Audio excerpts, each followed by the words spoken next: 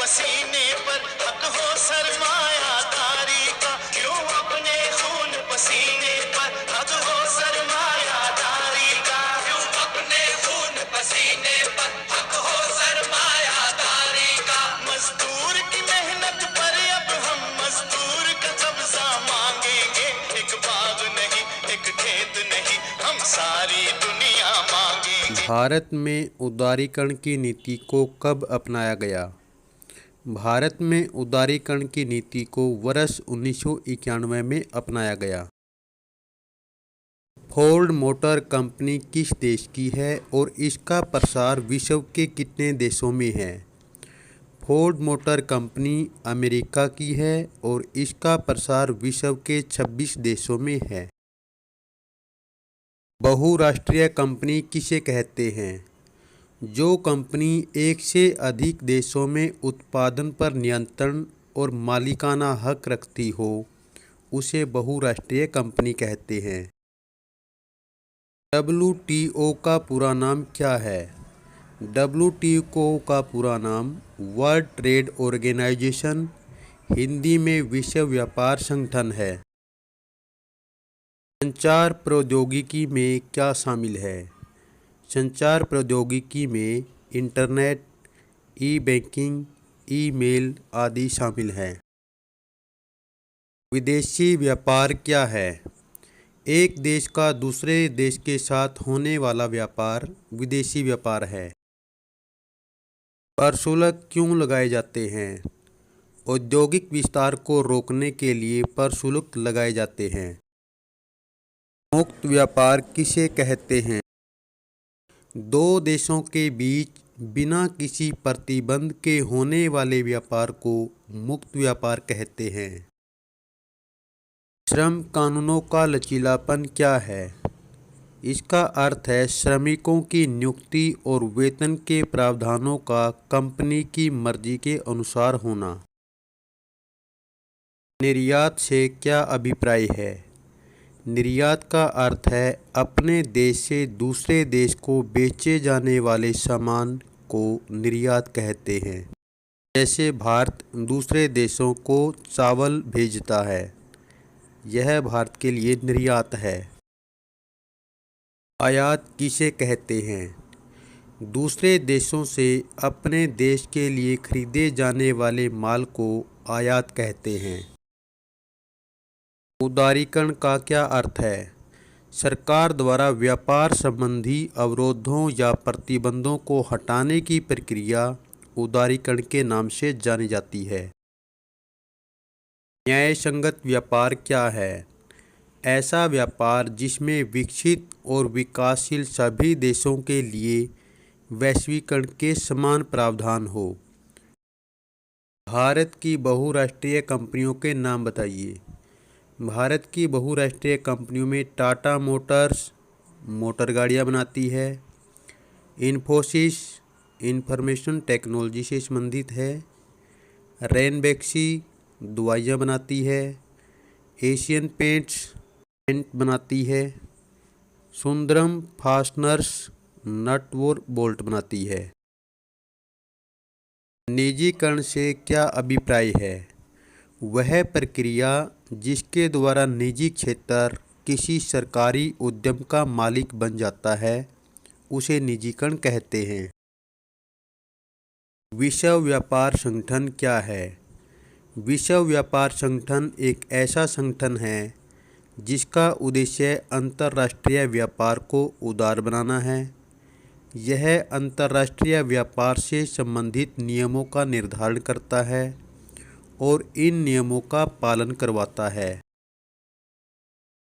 बहुराष्ट्रीय कंपनियां किस स्थान पर अपनी उत्पादन इकाइयां स्थापित करती हैं?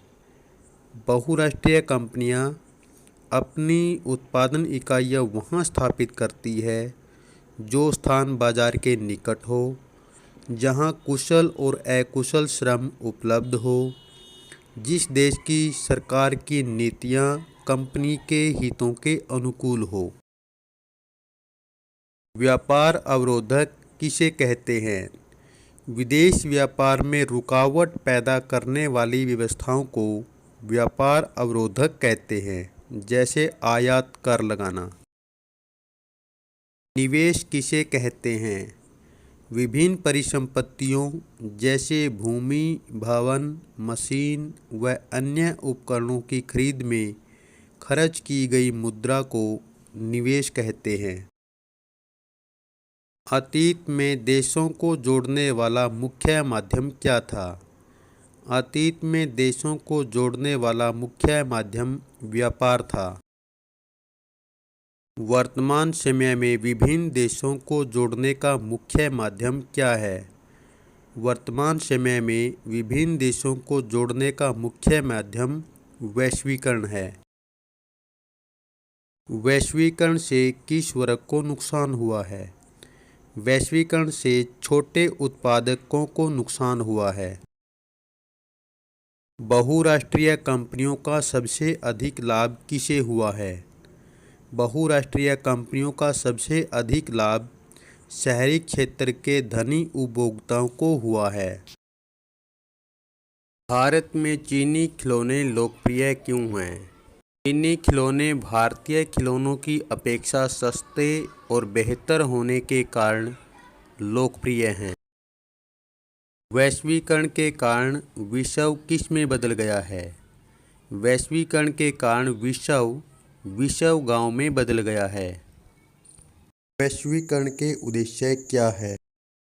वैश्वीकरण से पूंजी का स्वतंत्र प्रवाह होता है, श्रम का स्वतंत्र प्रवाह होता है, तकनीक का स्वतंत्र प्रवाह होता है।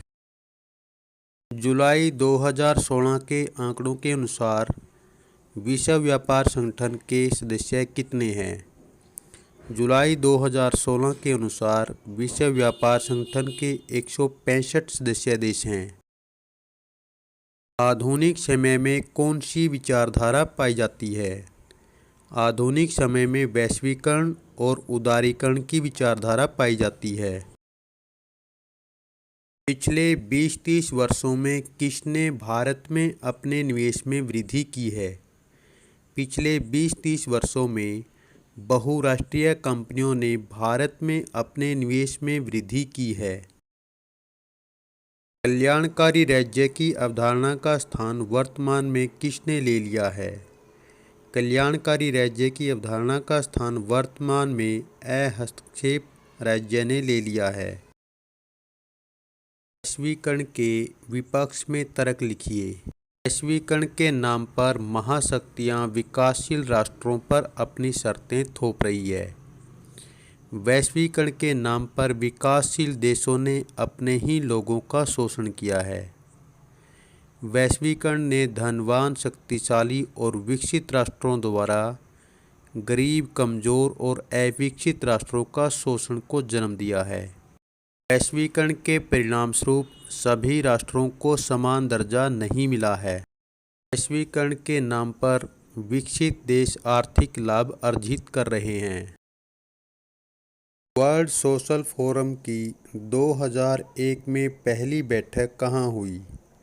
वर्ल्ड सोशल फोरम की 2001 में पहली बैठक ब्राज़ील में हुई। वैश्वीकरण से होने वाले लाभ लिखो। वैश्वीकरण से राष्ट्र एक दूसरे की आवश्यकता पूरी कर सकते हैं।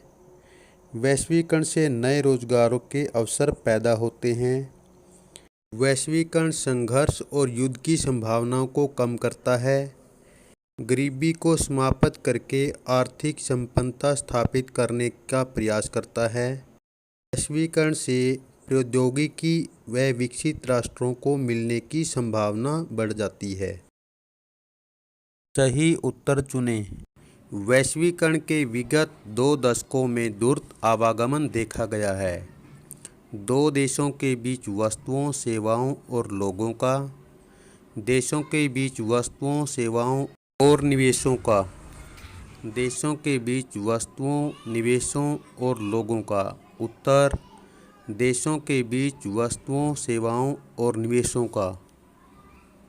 विश्व के देशों में बहुराष्ट्रीय कंपनियों द्वारा निवेश का सबसे अधिक सामान्य मार्ग है नए कारखानों की स्थापना, स्थानीय कंपनी को खरीद लेना, स्थानीय कंपनियों से साझेदारी करना।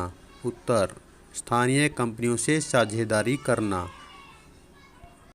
वैश्वीकरण ने जीवन स्तर के सुधार में सहायता पहुंचाई है। सभी लोगों के, विकसित देशों के लोगों के, विकासशील देशों के श्रमिकों के, उपयुक्त में से कोई नहीं। उत्तर, विकसित देशों के लोगों के जीवन स्तर में। निजीकरण के क्या लाभ हैं? निजीकरण के कारण कंपनियों की उत्पादन दर बढ़ गई है, लोगों को अच्छी किस्म की वस्तुएं उपलब्ध हुई है, ज़्यादा उत्पादन होने से वस्तुओं की कीमतों में कमी आई है, निजीकरण से कुछ नए रोजगार पैदा हुए हैं। निजीकरण के क्या दोष हैं? निजीकरण से विकासशील देश कर्जदार होते जा रहे हैं, निजीकरण से स्थायी रोजगार खत्म होते जा रहे हैं, कंपनियां मजदूरों से अधिक काम करवाती है और कम वेतन देती है, कंपनियां उत्पादन की नई तकनीक का प्रयोग करके कर्मचारियों की छंटनी करती है। ऐलान कीजिए। बहुराष्ट्रीय कंपनियां छोटे उत्पादकों से सस्ती दरों पर खरीदती है। कपड़ा, जूते, चप्पल, खेल का सामान। आयात पर कर और कोटा का उपयोग व्यापार नियमन के लिए किया जाता है। व्यापार अवरोधक। विदेशों में निवेश करने वाली भारतीय कंपनियां टाटा मोटर्स, इन्फोसिस, रेनबैक्सी।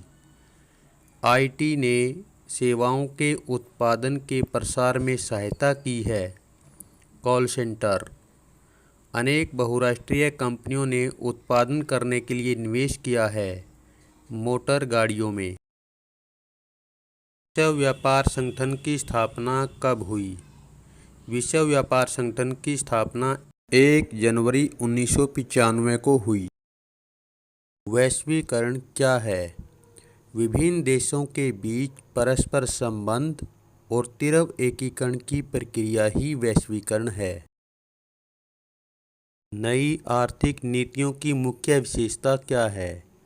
नई आर्थिक नीतियां उदारीकरण, वैश्वीकरण और निजीकरण को बढ़ावा देती है।